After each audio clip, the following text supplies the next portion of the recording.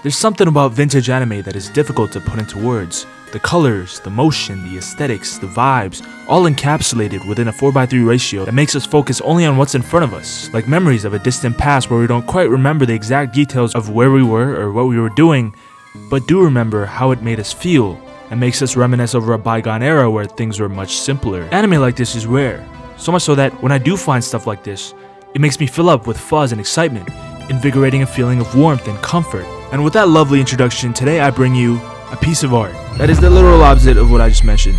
This movie is creepy, it's weird, it's anxiety-inducing, it's strange, but at the same time it's colorful, it's poetic, it's hopeful, just not in the good kind of way. I'm talking about the 1973 animated movie Balladona of Sadness.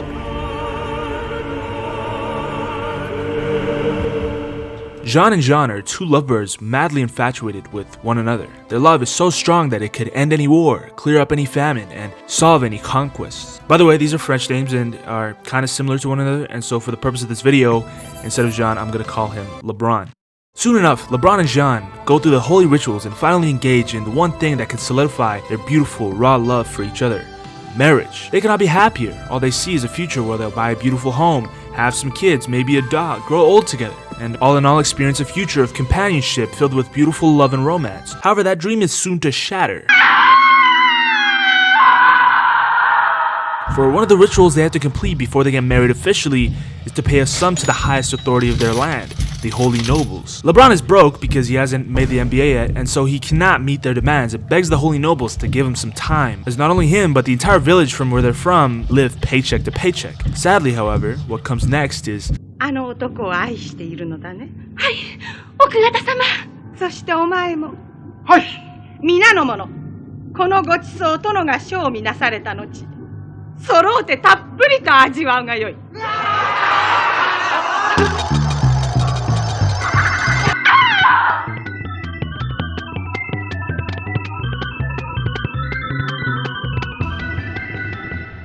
I don't know how to explain this movie other than the fact that this is a story of a woman that receives suffering after suffering, that is broken into pieces consistently, her will to live shattered at every turning point. However, she refuses to lie down and take it, because every time she picks herself up and comes back stronger, with the help of a giant devil penis.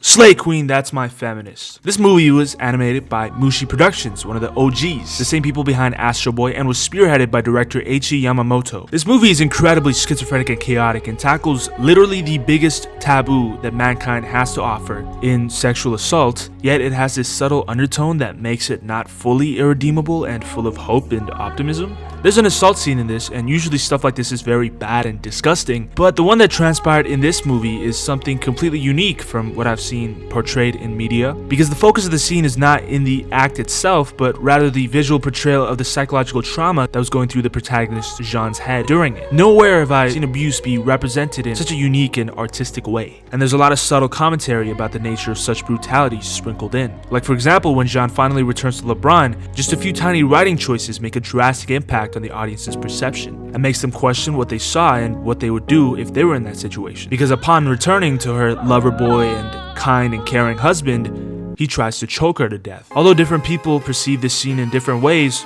some see it as LeBron freeing Jean from her suffering, whilst others see it as an incel move by a failure of a husband who doesn't have the mental capacity to tolerate his bride being tainted by others. Can a true answer be deduced from this mess of a sequence? Never in such cases. Even though Jean was the one that went through the incredible trauma, LeBron is the one that goes into depression.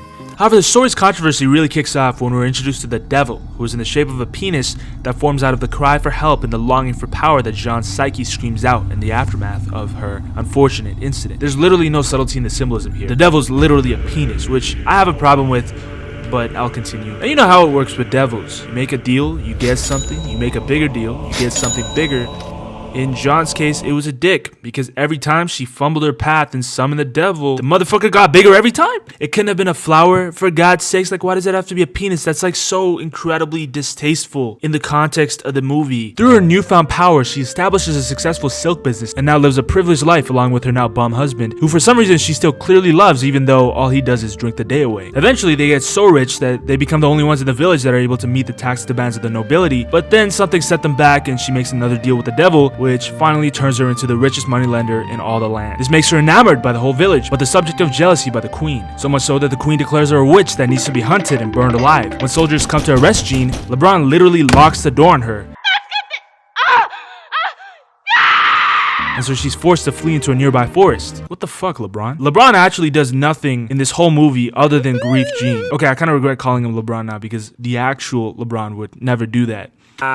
Let's call him Zaza Pachulia. Anyways, back to the video. At the forest, Jean makes another deal with the devil, who is for some reason now at Colossal Titan height.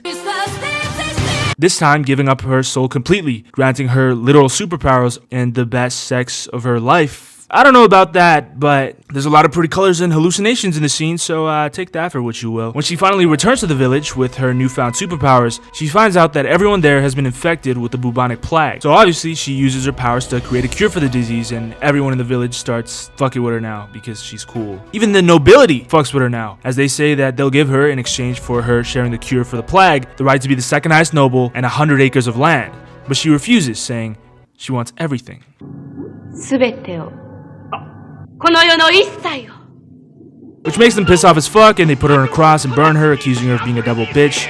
I mean, witch. Not before every woman in the village's face turns into Jean's face, and then we get a time skip to the start of the French Revolution, which was indirectly a huge step forward for women, because that didn't happen, women wouldn't be able to vote, and it all started with the devil penis being inserted inside a broken woman that wanted nothing more than peace.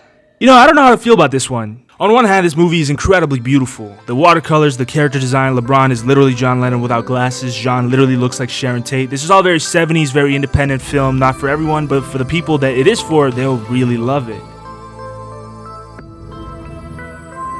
The artistic inspiration for this is clearly the whole 60s American subculture about freeing yourself and listening to the Beatles, even though they kind of suck, but they're the only ones that are doing music like that right now. So all the women's panties were wet because that was the first time their panties were allowed to be wet. But it's also about a woman gaining a great power by being assaulted by a devil whose head is shaped like a penis and liking it, and I don't know about that one. The climactic moment in the film is literally her orgasming so much from the devil penis that she started hallucinating on acid and LSD, even though the setting is medieval France. But maybe this is a commentary on the nature of the devil, signifying the mentality of the medieval times.